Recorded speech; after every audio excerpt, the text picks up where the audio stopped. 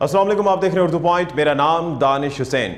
30 करोड़ रुपए लगाकर टाइटैनिक की बाक़ियात देखने के लिए जाने वाले अमीर तरीन पाकिस्तानी शहजादा दाऊद कौन है? ये आबदोज इस वक्त कहाँ है? रेस्क्यू टीमें किस हद तक इस आबदोज की खोज लगाने में कामयाब हो चुकी हैं या किस हद तक जा चुकी हैं? इन सारी चीज़ों पर आज हम रोशनी डालेंगे। सबसे पहले आपके लिए ये जानना बड़ा ज़रूरी है कि शहजादा दाऊद, जिनकी उम्र 48 बरस है, वो अपने बेटे सलमान दाऊद, जिनकी उम्र 19 बरस है, उनके हमरा इस आबदोज में सवार हैं। और इन बाप बेटा समेत कुल मिला के 5 लोग इस आबदोज में हैं, जिसमें एक इस सबमरीन कैप्टन है, एक टेक्नीशियन या हेल्पर समझ लीजिए, और 2 लोग ये हैं, 4 लोग ये और एक 5वां शख्स। ये 5 लोग इस वक्त लापता हैं। बहरिया ओकेयानूस में ये आबदोज लापता है, किसी को नहीं पता कि ये कहाँ गई है। ये आबदोज जो है, इसकी कैपेसिटी है कि ये 3800 मीटर गहराई में जा सकती है, यानी तकरीबन आप ये समझ लीजिए कि 4 किलोमीटर ये गहराई में जा सकती है, जो कुल मिला के 12,800 फीट बनता है।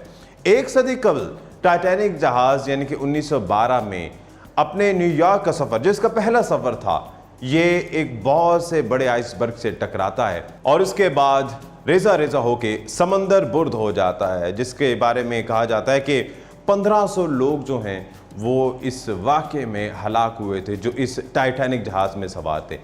बाद इस पर एक मूवी भी बनती है, जिसकी वजह से इस टाइटैनिक के डूबने के मामले को बहुत हाइप मिलती है। पूरी दुनिया में तमाम लोग इस टाइटैनिक और इसकी कहानी को जानते हैं। यही वजह है कि लोगों में तजस्सुस पाया जाता था कि आखिर ये टाइटैनिक दिखता कैसा था, इसकी बाक़ियात कैसी हैं। शहजादा दाऊद कौन है? तो दाऊद ग्रुप एक जाना पहचाना जो अरबपति पाकिस्तान का ख़ानदान है और पाकिस्तान के चंद अमीर तरीन ख़ानदानों में इस दाऊद ग्रुप का भी शुमार होता है।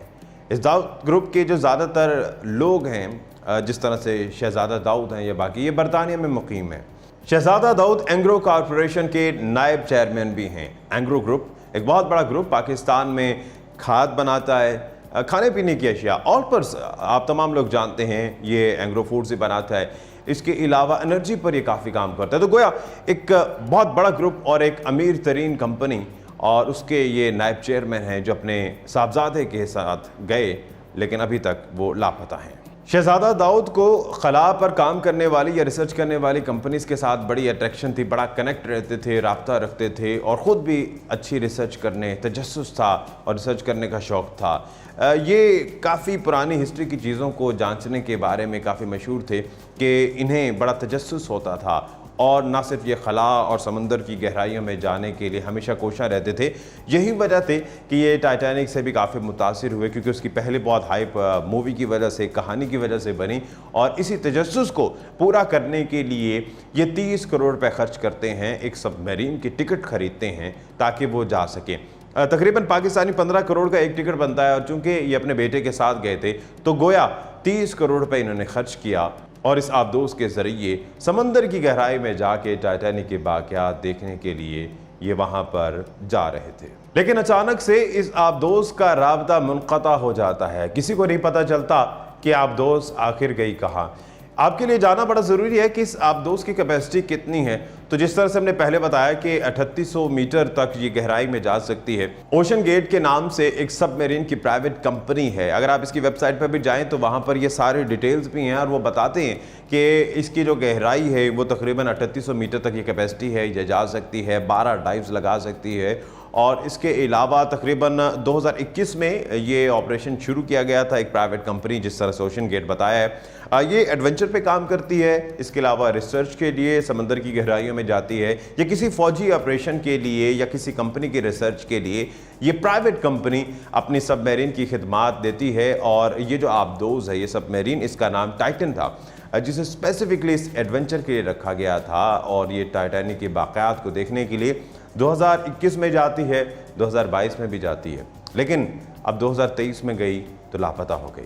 इस आबदोज के पास बताया जा रहा है कि तकरीबन 3 से 4 रोज़ की ऑक्सीजन है। तो गोया हम कह सकते हैं कि हमें इन 3 से 4 रोज़ के अंदर ही इनको ढूंढना है, और इसके लिए जो है काफ़ी काम कर रहे हैं। ना सिर्फ बरतानिया, कनाडा, बल्कि दीगर ममालिक की जो एजेंसीज़ हैं, जो डाइवर्स हैं, जो जहाज़ हैं, वो इसको खोज लगा रहे हैं। और ना सिर्फ इंसानी मशीनरी बल्कि टेक्नोलॉजी का भी भरपूर इस्तेमाल किया जा रहा है। अभी जो लेटेस्ट डेवलपमेंट ये हुई है कि जो कैनेडियन रेस्क्यू टीम की आबदोज जो है वो वहाँ पर गई है और रेस्क्यू टीम को सिग्नल मिले हैं, साउंड वेव्स मिली हैं उस जगह से जहाँ से ये आबदोज लापता हुई या वहाँ से गहराई में चली गई थी। बताया जा रहा है कि हर 30 मिनट के बाद वहाँ से कुछ साउंड वेव्स जनरेट होती हैं, क्योंकि वहाँ पर डिवाइसेस लगाई गई हैं मुतअद्दिद, जिसकी वजह से सिग्नल्स मिलते हैं।